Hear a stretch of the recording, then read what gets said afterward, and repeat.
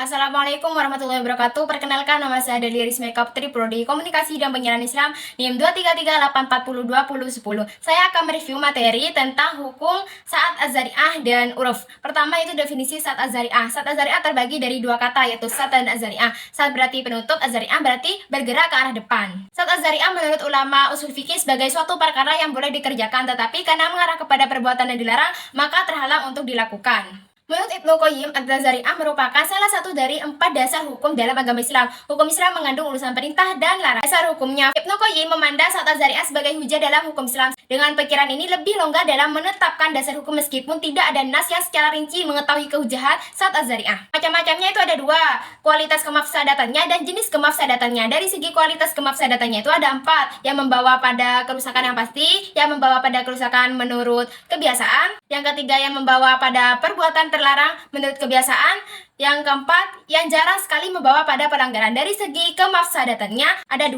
perbuatan yang membawa kepada mafsadatannya. Kedua yaitu perbuatan tersebut pada dasarnya dibolehkan tetapi menjadi sarana untuk melakukan perbuatan yang haram, baik dengan tujuan sengaja atau tidak. Kedudukan dan penerapannya. Penerapan ini adalah untuk mencegah terjadinya kemungkinan perbuatan yang melanggar nilai-nilai agama, sehingga menjaga kebaikan dan keadilan dalam masyarakat. Selanjutnya yaitu definisi uruf. Uruf berasal dari kata arafa yang berarti sesuatu yang diketahui. Sedangkan uruf menurut bahasa adalah kebiasaan yang baik. Uruf adalah sesuatu perbuatan di mana jiwa merasakan suatu ketenangan dalam mengerjakannya karena sudah sejalan dengan logika dan dapat diterima oleh watak kemanusiaannya. Maka uruf adalah perkataan atau perbuatan baik yang telah populer dan dikerjakan oleh orang banyak dalam masyarakat. Kedudukan uruf. Para ulama sepakat bahwa uruf sahih dapat dijadikan dasar dalam menetapkan hukum yang berkaitan dengan muamalah selama tidak bertentangan dengan syara. Landasan hukum uruf dapat diterima sebagai salah satu landasan hukum jika memenuhi syarat-syarat sebagai berikut: tidak bertentangan dengan syariah, tidak menyebabkan kemafsadatan dan tidak menghilangkan kemaslahatan, telah berlaku umum di kalangan kaum muslim, tidak berlaku dalam ibadah mahdoh.